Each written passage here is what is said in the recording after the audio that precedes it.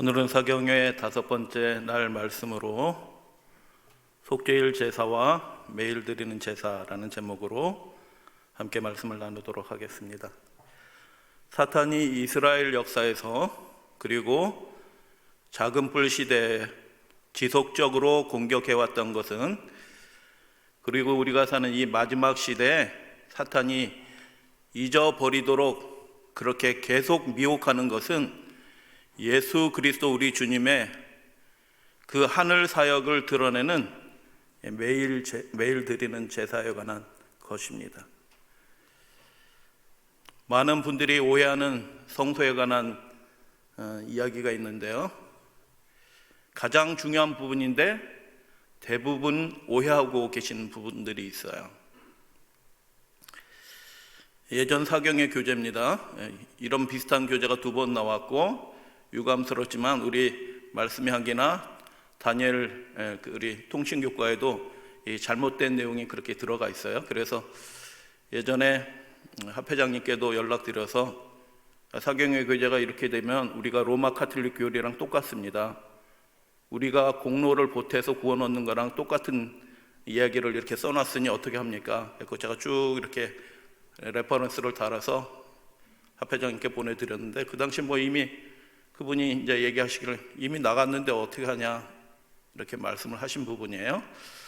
많은 분들이 매일 드리는 제사의 그 봉사에서 죄인이 희생 제물의 머리에 손을 얹고 고백하면 그 죄는 상징적으로 전가되고 그 피가 성소 휘장 안에 뿌려진다, 이렇게 생각을 하고 있어요. 그런데 그 매일 드리는 제사, 아침 제사와 저녁 제사, 9시와 오후 3시에 드리는 그 제사는 죄인이 준비한 것이 아닙니다. 그러면 누가 준비한 것일까? 제사장이 스스로 준비해서 죄인과 아무 상관없이 그 피를 가지고 제사장이 성소 안으로 들어가는 것입니다. 여러분, 우리의 구원이 우리가 하나님께 드린 무엇 때문에 조금 더 유리해지고 조금 더 불리해지고 그러지 않습니다. 오직 예수 그리스도 그분의 보혈의 피로 우리의 구원이 완전하게 보장되어 있다는 것을 여러분 믿으시게 되길 바랍니다. 우리가 드린 제물이 글로 들어가는 것이 아니에요. 흠없는 온전하신 죄 없으신 대제사장이신 우리 주님께서 그분 자신을 희생 제물로 삼아서 하나님 보좌 앞으로 들어가는 그 제사가 아침 제사와 저녁 제사인 것입니다. 우리가 보탤 필요 없다는 것에 마음이 좀 놓이시나요? 감사하시나요? 하나님이 준비하신 준비는 완전한 것입니다. 모든 것이 준비되었사오니 오소서라고 주님께서 그렇게 말씀하시는 겁니다. 그러면 오전 9시와 오후 3시 사이에 드려지는 레위기의 5제사가 있어요. 1장, 2장, 3장, 4장, 5장에 나오는데, 번제, 소제, 화목제, 속죄제, 속건제, 이 제사들은 그 제사장이 드린 그 제사에 반응하는 제사로서 우리 죄인들이 또는 감사하는 이유로 하나님 앞에 드리는 제물이에요.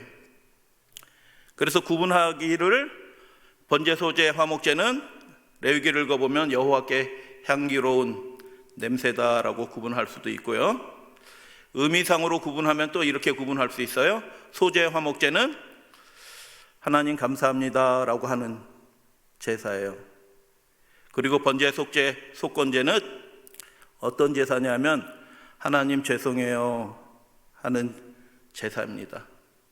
그것이 우리가 하나님이 그분의 은혜로 우리를 거저 구원해 주신 것에 대한 반응인 것입니다. 하나님 감사합니다 라고 우리가 반응하게 되는 거죠. 하나님 죄송합니다 라고 그렇게 반응하게 되는 거죠. 저 위에 계신 우리 학생들 반가워요. 교회 와서 기도 뭐라고 해요? 이 2개 하시면 돼요. 하나님 감사해요, 하나님 죄송해요. 이렇게 하면 그게 기도입니다. 우리의 예배가, 하나님께 드려지는 예배가 어떤 예배일까요? 하나님 감사합니다, 하나님 죄송합니다 라고 하면 그게 하나님께 드려지는 예배인 것입니다. 함께 해볼까요? 요게 요 두 줄, 하나님 감사합니다, 시작. 아멘. 이쪽은 죄송합니다, 하나님 죄송합니다, 시작. 그게 우리의 기도고 우리의 예배고, 우리가 우리를 은혜로 구원해 주신 예수 그리스도 완전한 속죄의 희생이 되신 예수님 안에서 우리의 믿음의 반응이고, 그것이 레위기의 5 제사로 드려지는 것입니다. 감사하시나요? 정말 감사한 일입니다. 우리가 우리의 삶을 포기하고 싶은, 나는 안 되나 보다, 나 같은 인간이 어떻게 구원받을 수 있을까라는 절망스러운 생각이, 회의가 막 스물스물 올라올 때 그 예수님이 준비하시는 완전한 희생을 바라보게 되면 다시 희망이 생겨납니다.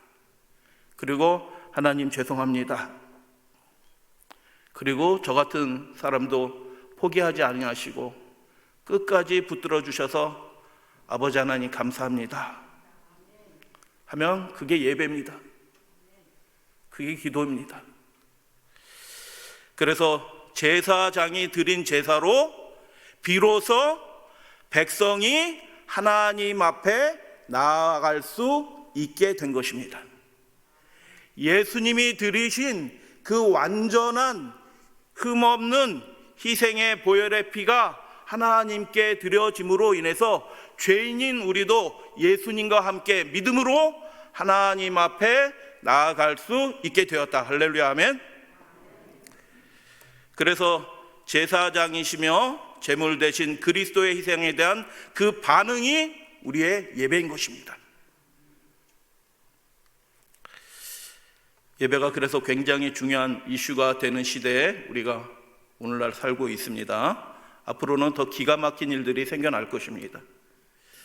매일 드리는 제사는 죄인이 드리는 거 아니다. 매일 드리는 제사는 죄인이 안수하는 것도 아닙니다. 그러면 백성이 드리는 그 레위기 5제사 말씀을 잠깐 드렸는데, 백성이 드리는 그 반응으로서 제사에 거기서도 피가 흘려지는 거거든요. 뭐 소재는 피가 없지만 거기서 들려지는 그 피도, 그럼 그 피는 성전 안에 들어가나? 여러분, 그렇지 않습니다. 죄인 개인이 드리는 피는 성전 안에 전혀 들어가지 않습니다. 하나님 앞에 드려지는 피는 오직 제사장이 드리는, 그분 자신이 준비한 그 희생의 제물만 하나님 앞에 드려지는 것입니다. 그래서 잠깐 살펴볼게요. 레위기에 나온 것들을 쭉 정리한 겁니다. 반응의 제물, 번제, 화목제, 속죄제, 속건제, 누가 드리냐? 그 감사하고 죄송해하는 그 개인이 잡죠. 그 피는 어디에다 뿌리나요? 휘장 안에 들어가지 않습니다. 다 번제단에서 멈춥니다. 그리고 전 회중이 범죄하거나, 이거는 굉장히 예외적인 거예요. 전 회중이 범죄하거나 제사장이 범죄하면 대표로 드리는 겁니다. 대표로. 그래서 반응으로서 제사도 죄인이 가져와서 안수하고 잡은 그 희생제물이 휘장 안에 들어가서 피에 뿌려지는 것이 아닙니다. 그래서 완전히 구분되어 있다는 것을 보게 됩니다. 우리의 피가 하나님 앞에 드려지는 것이 아니에요. 우리는 죽을 필요가 없어요.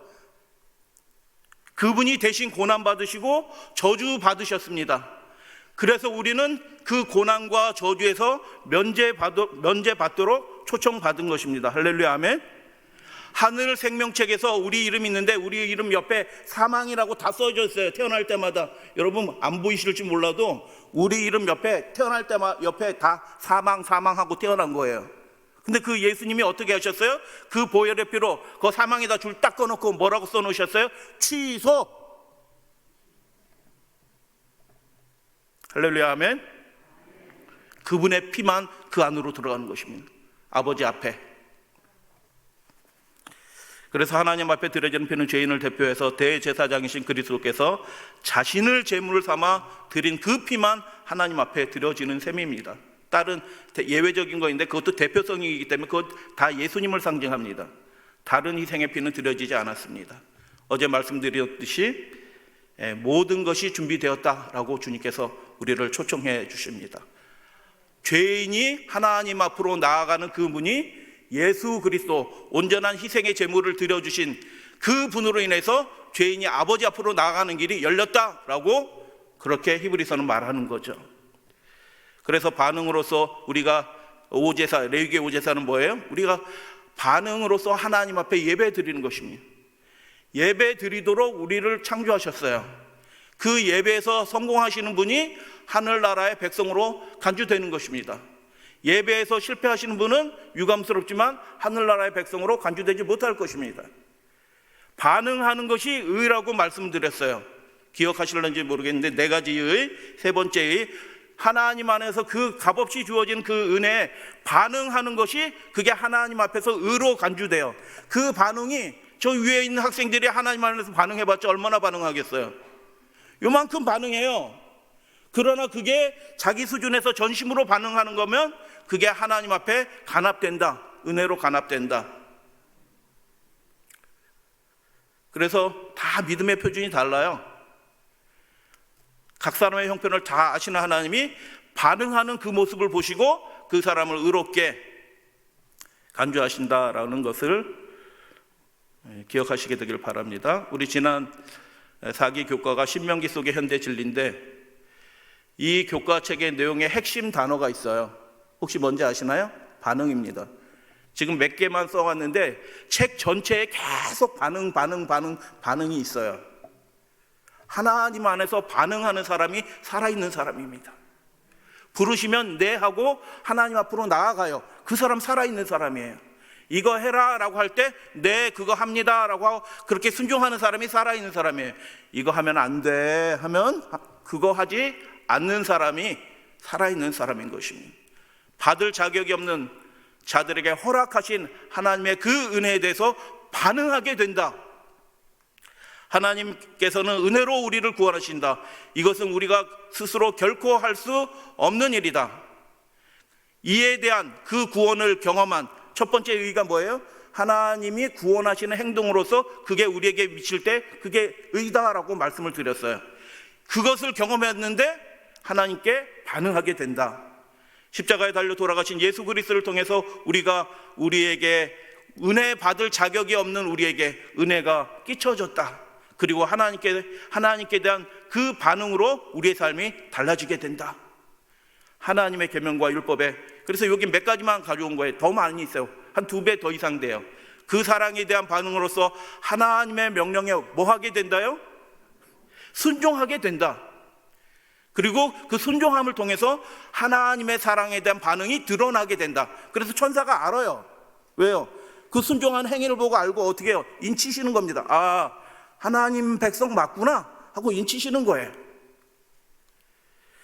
하나님께서는 그분의 사랑에 대한 반응으로 우리가 그분을 사랑하기를 원하시기 때문에 나 사랑해야 돼. 스토커가 아니에요. 하나님은요. 우리를 도덕적 자유를 가진 도덕적인 존재로 창조하셨다. 진짜 사랑을 원하시는 것입니다. 마음과 마음이 연결된 그 사랑을 원하시는 것입니다. 우리는 하나님의 인도하심에 순종하며 성령님의 그 역사에 반응하여 우리의 마음도 바꿔주시는 분이 하나님이시잖아요. 우리의 죄를 어떻게 해요? 회개하며 그분을 따를 수 있다. 결국 선택은 우리 것이다. 우리는 신명기 전체에 걸쳐서 하나님의 백성들에게 그들에게 허락된 하나님의 은혜에 충성으로 반응하라고 호소하는 누구의 모습? 예수님의 모습을 보게 된다. 모세는 예수님의 표상이잖아요. 반응하기를 그분이 간절히 기대하고 계시는 것입니다. 그래서 이 교과책을 쓴 분은 유대인이에요. 그래서 그 핵심을 계속 강조한 거예요. 하나님 앞에서 의가 무엇인지 그 의에 대한 내용들을 이분은 본능적으로 알고 있어요. 그 나라 말이니까. 반응하는 그 의가 하나님 앞에 의의 제사로 반응하는 제사로 하나님 앞에 드려집니다. 백성들은 정탐꾼들의 보고에 어떻게 반응했으며 그런 반응의 결과는 무엇이었는가? 준비되지 않았던 것입니다. 그들의 반응이. 그래서 여러분 은혜의 문이 열려 있습니다. 오후 3시가 되면 제사가 끝나요. 그 전에 끝나기 전에 그 은혜의 문이 열려 있는 동안 우리는 반응하면 되는 것입니다. 성령께서 우리를 초청해 주셔요. 그의 종들을 통해서 계속 불러주셔요. 호소하셔요. 그때 반응하고 주님께로 오면 되는 것이죠. 한편 매일 드리는 제사는 속죄일에도 드려졌습니다. 속죄일, 대속죄일 제사 때 매일 드리는 제사도 드려지죠. 속죄일에는 그래서 개인 제사가 아예 전혀 없습니다. 제사장이 드리는 제사로만 드려집니다. 그래서 매일 드리는 속죄일 제사입니다. 매일 드리는 제사로 시작해서 매일 드리는 제사로 끝나죠. 그래서 대제사장과 그 집을 위한, 아론도 죄인이라 자기 죄를 위해서 제물을 잡죠. 그리고 백성들, 끝날 때 뒤 세 번째는 백성들과 자신의 죄를 위해서 제물을 드리죠. 그런데 예수님은 자기의 죄를 위해서 제물을 드릴 것이 없는 분이에요. 더 나은 제사장이라고 얘기해요. 그러면 문제가 되는 건 뭐예요? 그분이 관련된 제사는 속죄제의 두 염소만 그분에게 관련되어 있습니다. 하나님 앞에 드리는 여호와를 위한 그 희생의 염소와 아사셀을 위한 염소, 그것만 예수님의 봉사와 하늘 봉사와 관계되어 있다라는 것을 보게 되죠. 죄의 창시자인 아사셀 염소가 어떻게 되는지 여러분들 다 아시죠? 광야로 그냥 내보내면 알아서 막 다니다가 다시 돌아와요. 집으로, 성전으로 다시 돌아와. 그러면 안 되잖아요. 죽어야 되는데. 그럼 어떻게 하겠어요? 그냥 내보내면 얘가 다시 사람 있는 대로 와. 제사가 엉망진창이 돼요. 이게 죽어야 되는 거거든요. 그래서 어떻게 해요? 제사장이 끌고 갑니다. 나중에는 끌고 가서 낭떠러지에서 제사장을 보게 하고 뒤로 밀어서 떨어뜨려서 완전히 부서져서 죽도록 그렇게 하죠. 그 제사장이 누구를 표상할까요? 우리를 위해서 싸우시는, 우리를 위해서 피 흘려주신 예수님이 그 마귀를 없이 하시는 것입니다. 그 머리를 깨트리실 것입니다. 그 일들이 얼마 남지 않았어요. 매일 드린 제사, 그래서 매우 중요한 제사이고요. 실제로 예수님과 연결된 마음과 마음이, 영과 영이 그분과 연결된 백성을 위해서 그 능력이 많으신 그분이, 우리의 형편을 잘 하시는 그분이 우리를 능히 도우실 수 있다라는 그 표상이 매일 드리는 제사의 표상이죠. 이것은 우리에게는 예배, 경배와 관련되어 있습니다. 그런데 마귀가 이 중요한 것을 어떻게 하겠어요? 그러면 방해해 놓겠죠. 여러분, 교회 오게 힘들게 만드는 것이 마귀가 하는 일이에요. 그게 이상한 일이 아니라, 불시험 당하는 것이 이상한 일이 아니라 아주 자연스러운 일이다라고 생각하고 속으로 어떻게 생각하면 되냐면, 야, 이놈이 아주 지랄방광을 하는구나, 이렇게 생각하시면 돼요. 사람을 미워하실 필요는 없어요. 그 뒤에 마귀가 조종하는 거니까. 강제하고 미혹하는데 무엇을 통해서 강제하고 미혹해요? 마귀가 그 짐승을 통해서, 계시록을 보면 계속 역사하는데 무엇을 통해서 역사하냐면 짐승을 통해서 해요. 짐승이 뭐예요? 국가를 통해서 하는 것입니다. 국가가 뭘 자꾸 해요. 법령을 내려요. 시행지침을 내려요. 행정명령을 내려요. 그것들이 우리가 하나님께 나오는 일에 자꾸 걸리적거리게 해요. 그것은 마귀 짓입니다.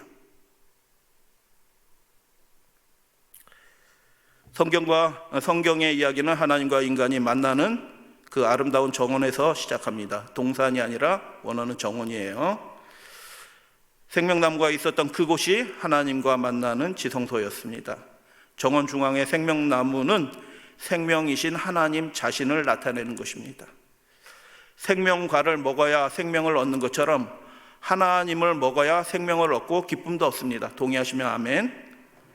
하나님과 강력한 관계를 나타내는 것입니다. 그걸 먹는다는 것은 하나님과 강력한 관계를 갖게 된다. 선악을 알게 하는 나무의 과실은 먹지 말라라고 우리 주님께서 명령하셨고, 먹는 날에는 정령 죽으리라라고 말씀하셨습니다. 이 말씀은 선악을 결정하는 분은 하나님이시고, 인간은 그 하나님의 명령에 순종하는 길이 사는 길이라고 말씀하신 것입니다. 선악을 결정하시는 분은 하나님이에요. 우리가 결정하지 않아요. 그분의 말씀한 대로 우리는 순종하고 따를 뿐입니다. 선악과를 그러면 먹는다는 것은 선악을, 옳고 그름을 결정하는 권위를 자신이 갖겠다는 것이며, 그것이 모든 죽음과 모든 비참을 우리 아름다운 이 동산에, 이 지구에 가져오게 된 것이죠. 마귀는 두 가지 것으로 미혹을 합니다. 하나님 없이도 살 수 있는 것처럼 그렇게 우리를 미혹하죠. 두 번째는 선악을 우리 자신이 결정하는 것처럼, 결정할 수 있는 것처럼 미혹하는 것입니다. 대부분의 사람들이 여기서 다 넘어갑니다. 선악을 결정하는 분은 하나님이셔요. 하나님이 옳다라고 하면 그것이 옳은 겁니다. 하나님이 아니다라고 하면 그건 아닌 겁니다. 우리의 인간의 의견이 거기에 들어가지 않아요. 그래서 하나님은 명령하시는 분이시죠. 인간은 그 지식의 나무의 그 열매를 먹고 타락하였고 정원에서 추방당하게 되었죠. 이런 인간에게 희망이 있을까요? 하나님과 온전한 관계로 다시 돌아갈 수 있을까요? 성경 이야기는 예수 그리스도를 통해 하나님께로 돌아가는 이야기입니다. 예수는 나는 생명의 참 포도나무라고 하셨고 나를 먹는 자는 살겠다라고 그렇게 말씀하셨습니다. 예수의 살을 먹고 그의 피를 마신다는 것은 그분과 강력한 관계를 갖는다는 것을 의미합니다. 하나님과 강력한 관계를 회복하는 이야기가 출애굽기 이야기입니다. 하나님은 떨기나무 불로 나타나셨고 여기로 나와서 제사 예배 드려라 라고 모세에게 말씀합니다. 몇 사람만 대표로 나와서 예배 드리라 라고 말씀하지 않고 너희 아이들까지 다 나와서 예배 드려라 라고 그렇게 말씀하는 겁니다. 바로는 뭐해요? 너만 나가라, 대표만 나가서 예배 드려라. 바로는 그렇게 얘기하죠. 애굽왕 바로는 짐승입니다. 애굽왕 바로의 명령을 따라 애굽에 남아 우상에게 예배하든지 아니면 모세를 따라 예수님을 따라 하나님이 나오라고 한 그 하나님의 산으로 나와서 예배를 드리든지 선택해야 했습니다. 그리스도를 통해 하나님과의 강력한 관계가 회복된다는 것을 하나님은 또한 성소로 보여주셨습니다. 그것을 보여주신 것이 바로 제사장이 직접 제물을 준비해 드리는 매일 드리는 제사입니다. 같이 봉독합니다. 여호와의 눈은 시작.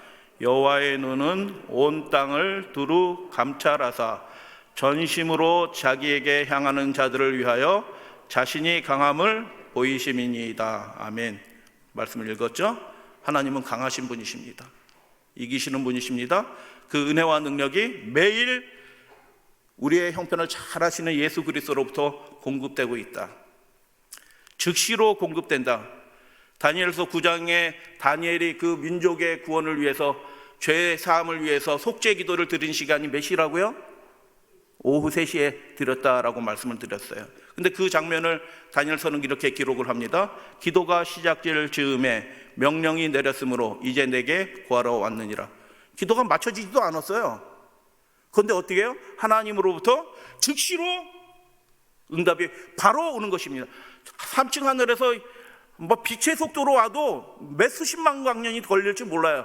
그런데 그 다니엘의 기도가 어떻게 해요? 즉시로 하나님께 알려주고 그 응답을 받은 천사가 즉시로 다니엘에게 나타났다. 오순절 성령이 50일째 되는 그 성령이 제8일 제사에, 오순절은 좀 핵심적인 포커스가 아니에요. 하늘 제사를 드리는 대제사장의 제8일의 첫 제사가 50일째 되는 거기 때문에 그냥 오순절이라고 하는 거지, 핵심은 제사장이 드리는 그 첫 제사의 시간이 하늘에서 하나님이 연락하셔요. 연락하시는 그 불이 동시사건으로 120명의 기도하던 사도들 그 강 머리 위에 임한 것입니다. 동시사건이에요. 즉시로 알려지고 즉시로 해결책이 공급이 된다라는 것입니다. 근데 어떨 때는 시간이 더디 걸려요. 이유가 있는 것입니다. 왜 시간이 더디 걸릴까요? 사람이 어떻게 선택하느냐에 따라서 시간이 더디 걸릴 수도 있어요. 그래서 그 선택은, 외부적인 것들은 우리 책임은 아니에요. 하나님 다 아십니다. 그런데 결정적인 것들은 우리의 선택에 달려 있어요. 우리가 하나님 안에서 진심으로 하나님의 구원의 은혜에 반응하기로 선택하고 순종하기로 선택하게 된다면 그 은혜가 즉시로 우리 사랑하시는 우리 믿음의 가족들에게 주어진다라고 믿으시고 구하시는 여러분들 되시길 바랍니다. 즉시로 공급이 됩니다. 즉시로. 그러므로 우리는 믿음의 주여, 우리 스스로 막 열심히 하면 온전해지겠네요. 그죠? 그분의 능력으로만, 성령의 도우심으로만 우리가 온전해질 수 있다라고 말씀합니다. 그래서 우리는 바리새인의 의가 아니라 전혀 다른 의의 능력이 우리에게 필요하다라고 예수님은 말씀해 주셨죠. 예수 그리스도를 어떻게 하자? 바라보자. 우리의 연약함을 아시는 그 대제사장이신 분을, 우리를 위해서 매일 하나님 앞에서 탄원하고 계시는, 우리의 문제가 해결되기를, 우리가 더 강해지기를 갈망하시면서 탄식하시면서 탄원하시는 그 예수 그리스도, 하나님 보좌 앞에서 그 온전한 희생을 드리시면서 우리를 위해서 간구하시는 예수님을 바라보자라고 그렇게 바울은 우리에게 권면하죠. 바라본다는 것은 그분과 아주 강력한 관계를 갖게 된다는 것입니다. 마귀가 들락날락 못해요. 그분과 완전한 연합으로 들어가게 된다라는 것입니다. 예수님 한번 쓱 생각하고 다른 생각으로 막 분주하고 바쁘고 예수님의 초청을 멸시하는, 나 밭 샀는데, 나 트랙터 샀는데, 나는 장가 들었네 하는데 뭐 이유가 많어, 그렇게 해서 멸시하는 자가 아니고 하나님과 예수님과 강력한 관계를 갖는 그런 사람이 되도록 우리를 초청하시는 것입니다. 바라보는 자들에게 그분은 차고 넘치는 긍휼을 베푸신다. 그러므로 매일 드리는 제사를 폐한다는 것은 그리스도께서 우리에게 베푸시는 그 긍휼과 능력을 잃어버리는 죄인 것입니다. 마귀가 그래서 짐승을 통해서 이 나라들과 국가 행정자들을 통해서 하는 일이 뭐예요? 그걸 자꾸 방해합니다. 그게 마귀 일이다라고 생각하셔야 돼요. 내가 온전히 하나님께 반응하고 싶은데, 그 온전히 하나님께 예배드리고 싶은데 자꾸 그걸 막어. 그건 마귀 일입니다. 그래서 다니엘서의 말씀을 보면 그 마귀는 헬라어로 디아볼로스예요. 디아볼로스 할 때 D가 뭐냐면 둘로 나눈다는 뜻이에요. 뭘로 나눠요? 하나님과 우리 사이를 갈라버리는 거예요. 사람들과 사람 사이를 갈라버려요. 부부관계를 갈라버려요. 교우님들과 목사 사이를 갈라버려요. 그게 아무리 옳은 말 할지라도 그 말은 마귀의 말인 것입니다. 마귀라는 이름의 뜻이 뭐냐면 갈라놓는 자예요. 갈라놓는 자. 갈라놓으면 하나님과 강력한 관계를 잃어버리게 돼요. 우리가 생명을 잃어버리게 돼요. 진짜 경건의 능력을 모르고 쭉정이만 된 그리스도인으로서 살게 돼요. 마귀가 그 일을 하는 것입니다. 그래서 중세 1000년 동안 그 일을 해왔어요. 근데 마지막 때도 그 일을 하고 있는 거예요. 매일 드리는 제사를 없애버렸고 매일 드리는 제사를 폐하고 한데 세트로 나와 있죠. 그 뒤에 무슨 일이 있어요? 망하게 하는 죄악에 대한 일, 멸망에 가증한 것을 세울 것이요. 뭐 이렇게 얘기합니다. 그래서 하나님과의 강력한 관계를 갖지 못하면, 예수님과 강력한 관계를 갖지 못하면 거기에 뭐가 들어오냐면요, 멸망에 가증한 것이 우리 집으로 들어와요. 우리 마음속으로 멸망에 가증한 것이 들어온다고요. 무너진다고요. 하나님의 진노를 받는다고요. 마귀가 이 일을 하는 것입니다. 매일 드리는 제사를 스스로 폐한 역사적인 기록이 있어요. 마귀가 국가를 통해서, 그 첫 번째 짐승이죠, 계시록 13장에 그 작은 바를 통해서 하는 일들은 마귀가 할 수 있어요. 근데 하나님을 믿는 백성들이 스스로 하나님과의 관계에서 멀어져 가요. 끊어져 버린 거예요. 그런 기록이 있어요. 그걸 하나님이 가증한 죄라고 얘기하는 것이죠. 열왕기하 16장, 르말라의 아들 베가 제17년에 유다의 왕 요담의 아들 아하스가 왕이 되니, 왕이 되도록 하신 분은 하나님이셔요. 그러면 하나님 말씀 잘 들어야지. 그런데 3절을 보니까 어떻게 해요? 이스라엘의 여러 왕의 길들로 행했다. 본받을 사람을 본받아야지. 그 하나님도 잘 모르고 송아지 놓고 예배드리는 그 사람들의 예배를 본받으면 되겠어요? 안 되겠어요? 여러분, 우리 교회 안에서도 아직까지 부족한 사람들이 있어요. 그 사람을 본받을 필요 없어요. 준비된 사람을 본받으시면 되겠습니다. 그래서 가증한 일을 행하고 뭐 이렇게 얘기하는데, 전쟁이 일어났네요. 아람 왕과 이스라엘 왕이 합쳐서 쳐들어왔어. 악한 왕이에요. 아주 악한 왕이에요. 타락한 왕이에요. 그러면 이 왕이 이길까요? 질까요? 여러분, 이 열왕기하 이렇게 계속 읽어보면 악한 왕인데 이겨요. 신기해. 그 누가 그렇게 해주신 거예요? 하나님이 은혜 베풀어 주신 것입니다. 긍휼해서 은혜를 땡겨서 갑을 해서 그들에게 주신 거예요. 그들이 뭐 잘해서 아무 문제가 없는 게 아니에요. 지금 우리가 무사태평한 게 우리가 뭐 잘해서 그런 것이 아니라 어떤 경우에는 하나님이 은혜를 갑을 해서 우리를 지켜주고 계시는 거예요. 예루살렘을 에워쌌는데 어떻게 했냐면 능히 이기지 못하니라 라고 얘기해요. 하나님께서 그렇게 해주신 겁니다. 왜 그렇게 해주셨어요?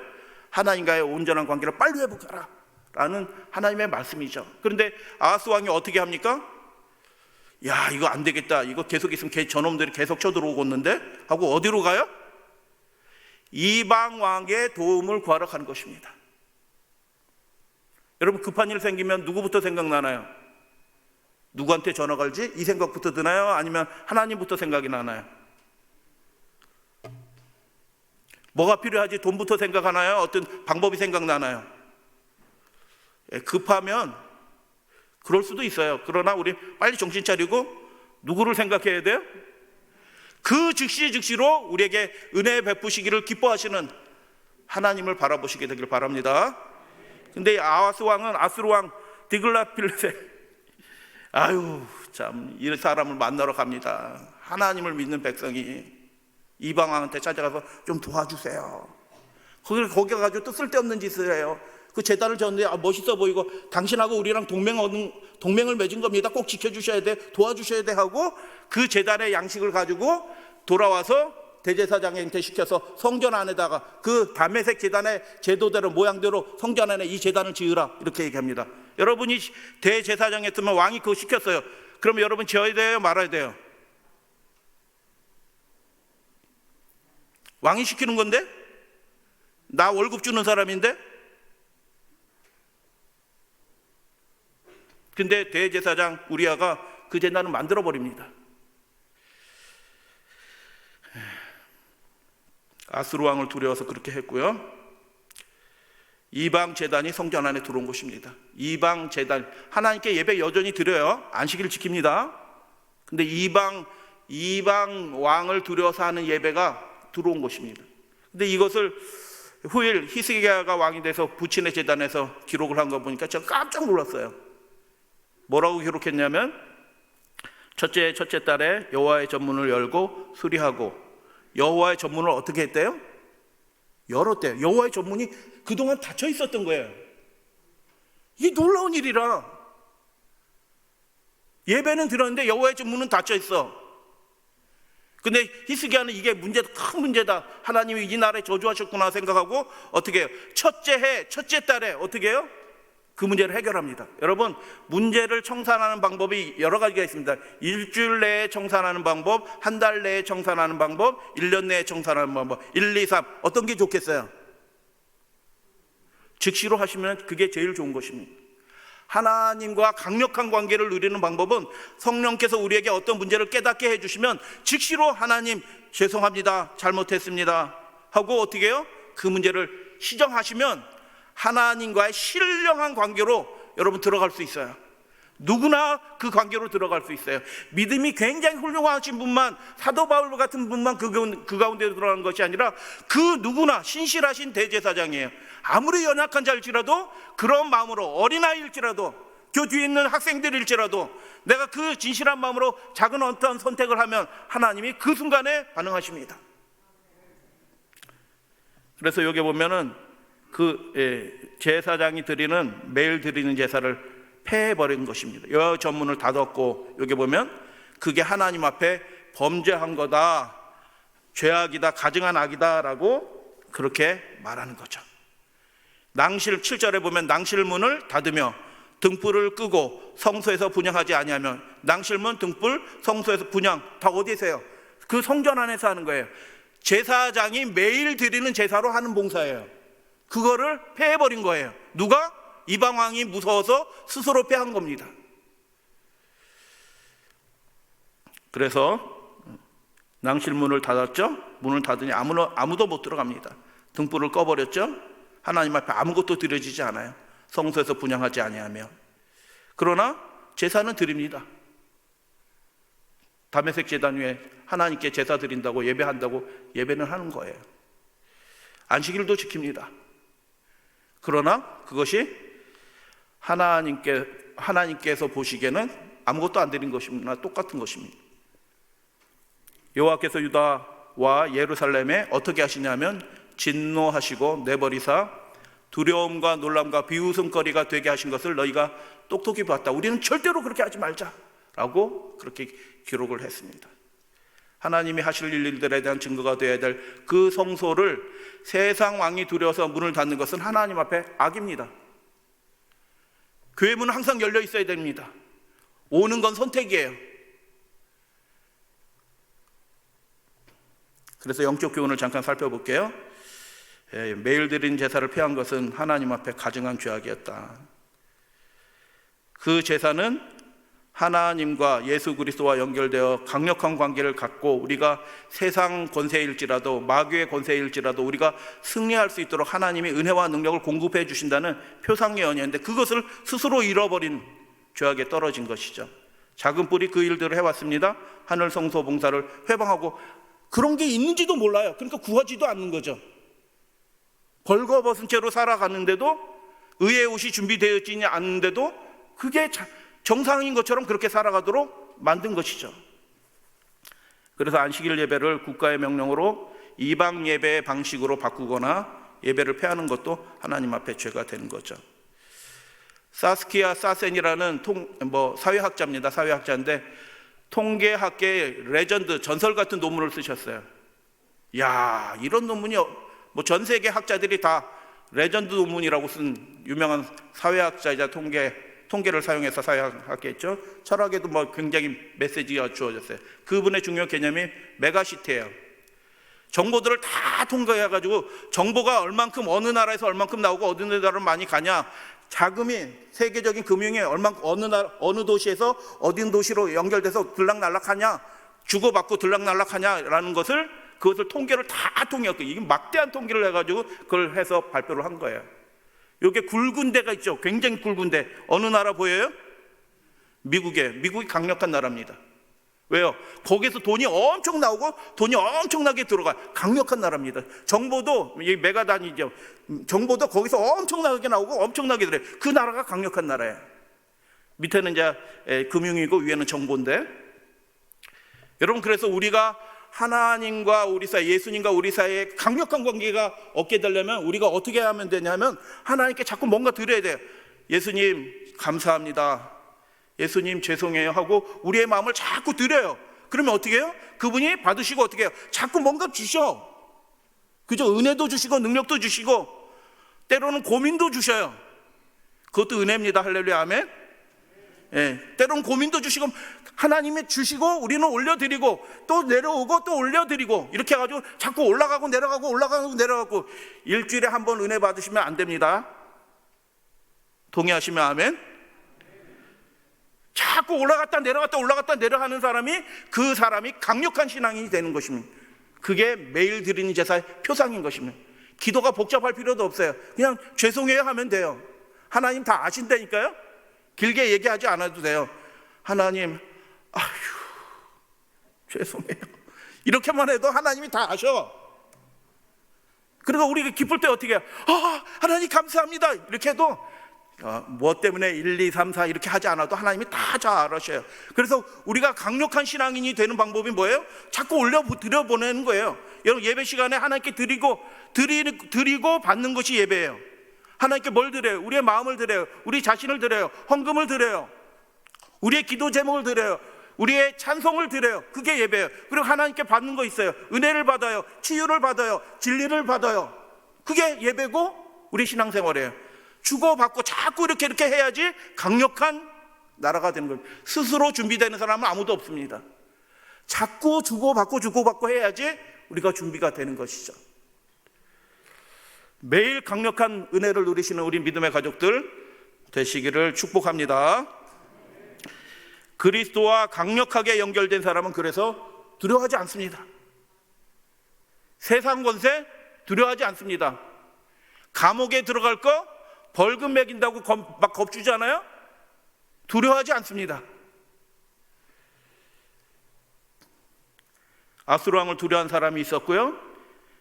마지막 시대에는 그 짐승의 초국적인 권세, 그 두 짐승이죠. 계시록 13장에 그 두 짐승을 두려워해서 짐승의 우상에게 다 경배합니다. 어제 말씀드렸듯이 순교자, 어린 양의 믿음, 순교자의 믿음을 갖지 않는 사람 외에는 다 절합니다. 진리를 안다라고 얘기하는 사람도 다 절합니다. 왜요? 죽는 것을 두려워서 다 굴복하는 것입니다. 경제적으로 손해볼 것 두려워서 다 굴복하는 것입니다. 감옥에 들어올까 두려워서 다 굴복합니다. 그러나 예수 그리스도와 강력한 관계를 가진 사람들은 그거 두려워하지 않습니다. 매매를 하지 못하겠다? 괜찮다. 하늘에서 먹여주시겠지?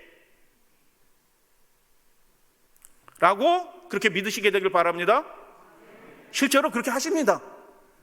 우리의 할 수 있는 일들이 끊어지면 하나님과 연결된 백성인데 그분의 심장과 우리의 심장이 연결되어 있는데 하나님이 그냥 내버려 두시겠어요? 기이한 방법으로 먹여주신다니까요. 누가 이 짐승과 같으냐? 누가 능히 이와 더불어 싸우리요? 라고 하는 사람들은 다 굴복하는 겁니다. 이 사람들은 어떤 사람들이에요? 하나님과 예수님과 강력한 관계를 갖지 못했어요. 그냥 남이나 똑같은 거예요. 옆집 아저씨나 예수님이나 똑같대. 안녕하세요? 잘 지내셨죠? 별로 내용이 없어. 말은 하는데 간절함도 없고 주고받는 것도 없어. 그냥 아는 척은 해. 하나님은 참된 경배자를 기다리고 계십니다. 그분과 강력한 연결을 갖게 되기를 원하시는 그런 사람을 지금도 주님은 간절히 기다리고 계십니다. 두 그룹 천사로 생명나무로 나아가는 문을 어떻게 하셨다? 지키게 하셨다는 얘기가 무슨 뜻이에요? 못 들어오게 막았다는 뜻이에요? 아니요, 그 가운데로 누군가 들어올 테니 이 문이 닫혀지지 않도록 그래서 지켜주시는 것입니다. 그래서 속죄소 안에 두 그룹 천사가 있잖아요. 두 그룹 천사가 어디를 쳐다보고 있어요? 역대하 3장에 보면 그 두 그룹 천사가 성소 외소를 쳐다보고 있는 것입니다. 저 뒤에서 어떤 분이 들어오나 이렇게 쳐다보고 있는 것입니다. 하나님께로 나오는 그 길을 회복할 예수 그리스도, 그 언약의 피를 가지고 나올 예수 그리스도를 기다리면서 그 두 그룹 천사가 하나님 앞으로 나아오는 길이 닫히지 않도록 지키고 계신 것입니다. 지키고 계시는 지키고 있는 거죠. 지키고 있고 예수님이, 우리의 마청 되신 예수님이 그 길로 온전한 제물고 나아가셨어요. 믿음으로 우리도 예수님과 함께 그 길로 나아갈 수 있게 된 것입니다. 할렐루야, 아멘. 하나님이 우리와 만나시기를 원하시는 것입니다. 하나님은 참된 경배자를 기다리고 계시는 것입니다. 믿음의 주여 우리를 온전케 하시는 이는 예수 그리스도를 바라보자 라고 말하면서 그 바로 앞부분에는 뭐라고 얘기하냐면 히브리서 너무너무 유명한 절이죠. 그냥 이거 맥락 없이 읽으면 그냥 그런 용어예요. 근데 이것이 대쟁투의 용어로 읽어보면요 전혀 다른 의미입니다. 계시록과 비춰서 읽으면 전혀 다른 의미로 우리에게 주어지는 말씀이죠. 다 같이 읽어요. 모이기를 시작. 우리는 어떤 사람이 되면 안 되는 거죠. 그 당시에는 모이기 쉬웠을까요? 천만의 말씀이에요. 예수 그리스도와 강력한 관계를 우리가 회복하게 되기를 원합니다. 그리스도와 그 강력한 관계를 가진 사람만 새 천사의 기별을 전하게 됩니다. 특별히 셋째 천사의 기별을 전한 사람들은 이렇게 강력한 관계를 갖지 않으면 못 전해요. 겁나서 어떻게 전하겠어요? 14장의 그 셋째 천사의 기별이 13장의 배경을 통해서 주어지는 거예요. 13장의 배경이 뭐예요? 짐승의 표를 받지 않으면, 짐승의 명령에 따라 굴복하지 않으면 다 죽여요. 그런 상황에서 그 국가의 명령을 따르면 안 됩니다. 그 국가의 행정지침에 따르면 안 됩니다. 국가의 그 명령에 따르면 짐승의 표를 받습니다. 하나님의 저주를 받게 됩니다. 구원에서 제외됩니다 라고 외치는 거예요. 그렇게 되면 뭐가 돼요? 반체제 인사가 되는 것입니다. 목숨 걸고 외치는 겁니다. 진리니까 외치는 거 아니에요. 진리를 아무리 알아도 두려우면 못 외쳐요. 근데 셋째 천사를 큰 음성으로 외친대요. 할렐루야, 아멘. 이것의 의미가 뭐예요? 그 백성들이 예수 그리스도와 아주 강력한 관계를 가지고 있다. 세상 권세 무섭지 않다라는 뜻이에요. 죽어도 살릴 그분이 나와 함께 계신다는 확실한 믿음의 증거를 그들은 가지고 있어요. 국가가 감옥에 집어넣는다, 죽인다라고 얘기해도 그 국가의 명령에 따르면 안 됩니다. 우리 성도님들, 일요일교인이든 천주교인이든 개신교인이든 아무 상관없이 그 명령을 따르면 안 돼요 라고 외치는 것이 셋째 천사의 기별이죠. 내일은 속죄일과 일요일 법령에 대해서 말씀을 드릴 거예요. 사건에 집착하고 본질을 보지 못하면 짐승표 받습니다. 아무리 우리가 일요일 협령, 종교 법령 이렇게 아무리 얘기해도 많은 수가 일요일 협령 그 법령에 굴복하는, 이게 마귀가 바보가 아니라 교묘하게 하는지라 자세히 말씀드릴 거예요. 한 얘기를 들려드리고 오늘 말씀 마칩니다. 살아있는 순교자라고 불렸던 루터교의 범블란트 목사가 공산주의 통치 시기에 목사가 됐어요. 참 불행하지. 한참 공산주의가 횡행한 그때 목사가 돼가지고 목사 되자마자 감옥에 들어간 겁니다. 감옥에 들어가서 어떻게 해요? 거기에 안식일 교인들 같이 또 들어왔지. 그 안식일 교인들 만난 이야기를 우리에게 들려줬잖아요. 한 분이 이 감옥에서는요, 달력도 없고 아무것도 없어요. 그러기 이 날이 월요일인지 화요일인지 안식일인지 일요일인지 아무것도 몰라. 근데 달력도 없고 아무것도 없는 그때 오늘이 토요일이구나 라는 걸 알게 돼요. 어떻게 알게 돼요? 안식일 교인들이 일하지 않는 것입니다. 거기서 안식일이 되면 두들겨 맞습니다. 비명소리가 들립니다. 그래서 이 루터교회, 자기는 일요일도 일하는데 이 분들은 안식을 성수하면서 얻어맞는 것입니다. 그 비명소리가 감옥 전체에 퍼져나가요. 그러면 이 루터교회 목사님이 오늘이 안식일이구나, 내일이 일요일이구나, 이걸 안 겁니다. 근데 때리는 사람도 인간이에요. 아무리 인두껍을 해도 인간이거든요. 그러니까 막 때리면서도 마음이 뜨끈뜨끈해지는 거예요. 그 연약한 사람, 아무런 무방비의 사람을 그렇게 때리는데 어떻게 그게 즐겁겠어요? 마음에 안 좋지. 그래갖고 한 사람 불렀어요. 안식일 교인 불러가지고 조서를 쓰게 하는 거예요. 여기다가 2줄만 쓰고 나가. 뭐라고 해요? 나는 예수 신앙을 포기합니다. 공산당에 우리 충성을 다하면서 앞으로 살겠습니다. 그리고 나가서 안식일 지키고 가족들하고, 너 아들도 있잖아, 아들하고 교회 다니면서 신앙생활해. 거기다 사인만 딱 하면 돼요. 여러분 같으면 사인하고 나가서 교회 다닐래요? 어떻게 하시겠어요? 이분이 여러분 계속 맞다 보면 이렇게 정신이 충격을 받아요. 그런데 그분이 연약해져서 거기다 글 쓰고 사인을 했습니다. 됐어, 그렇게 자세히 안 써도 돼, 충분해, 나가, 이렇게 하는 겁니다. 나가 하고 그 서류를 딱 잡고 가는데, 이분이 이렇게 다시 자기의 수감되어 있는 그곳으로 이렇게 돌아오는 길에 갑자기 하나님이 성령이 마음속에 이렇게 음성을 들려주는 거죠. 뜨끔하는 거예요. 그래가지고 어떻게 해요? 재빨리 돌아가서 잠깐요. 간사님 잠깐요. 거기 저 밑에다가 제가 한두 줄 좀 더 쓸 게 있어요. 아니요, 이거 충분해, 안 써도 돼. 제가 꼭 쓰게 해주세요 해가지고 그걸 다시 받아 씁니다. 제가 위에 쓴 내용들은 제가 하나님과 예수 그리스도 앞에서 부끄러운 일이었습니다. 제가 이것을 취소합니다. 저는 앞으로도 예수 그리스도께 충성을 다하면서 이 믿음을 지키면서 살겠습니다 라고 밑으로 탁 써가지고 뒀어요. 그러니까 간수가 이 미친놈 말하고 막 두들겨 맞고 다시 희망이 없는 그 감옥으로, 그 감방으로 돌아오는데, 루터교회 목사님이 그 얻어맞고 돌아오는 안식일 교인을 본 거죠. 근데 그분이 이렇게 기록을 했습니다.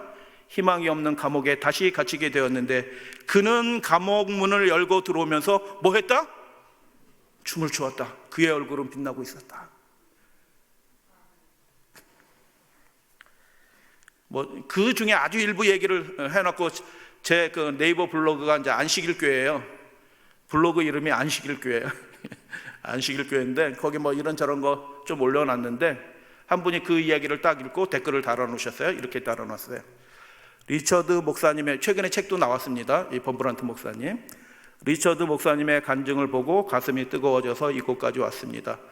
이 안식일 교회를 향한 간증이 진실이라면 얼마나 주님을 사랑했기에 가능했을런지 상상도 가능하지 못할 정도로 가슴이 벅찹니다. 그러나 저는 안식일 교단을 이단으로 여기고 있습니다. 매우 혼란스럽군요. 그들의 순교를 무엇이라고 보아야 할지 알 수는 없지만 도전이 되었습니다. 예수님은 사랑이십니다. 그것을 우리가 함께 공유한다면 무엇이든 좋으나 조사 심판만은 인정할 수 없습니다. 귀한 간증분 감사합니다. 댓글을 뭐 안식일 교회 블로그에다가 뭐 이런 댓글을 달을 필요가 있어요? 이분이 은혜 받은 겁니다. 그래서 댓글을 달아놨는데 제가 답글은 안 썼어요.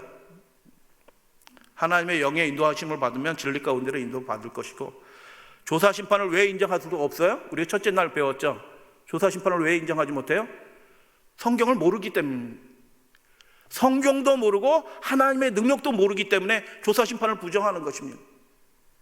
십자가에서 이루어진 일이 무엇인지 모르고 하늘 성소와 지성소에서 이루어지는 일이 무엇인지 전혀 모르고 있는 거예요. 그러니까 범죄하고 용서받고 범죄하고 용서받고 이 일을 평생 하면서도 주님 사랑해요 이렇게 하고 그렇게 살아가는 것입니다.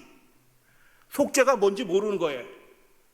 예수 그리스도 그분의 피가 우리를 속죄한다는 것이 무엇인지 전혀 모르는 거예요. 그분의 피가 우리의 심령 속에 우리의 마음의 지성소에 뿌려지면 죄가 끊어진다니까요. 그건 모르고 그렇게 하는 것입니다. 조사심판은 복음이에요. 그 일을 예수님이 우리를 위해서 해주시고 계신다. 날마다 해주시고 계신다. 온전한 복음을 모르는 것입니다. 안타까운 일이죠. 박해가 그리스도인의 믿음을 해치지 못했다. 콘스탄티누스는 이 사실을 알고 있었다. 그래가지고 기독교를 공인하면서 짬뽕 시켰잖아요. 사단이 택하는 방식은 미혹입니다. 핍박받으면 견디려고 자꾸 덤비니까 믿음 없는 애들도 그러니까 아주 교묘한 방식으로 미혹을 하는 거죠. 그 미혹의 대리자들이 뭐예요? 국가인 것입니다. 국가. 속죄일과 매일 드린 제사 살펴봤습니다. 실질적인 경건의 능력을 주님께서 우리에게 매일 공급해 주고 계신다. 구하시게 되길 바랍니다. 속죄일 시대의 결정적인 이슈는 예배입니다. 안식일 계명입니다.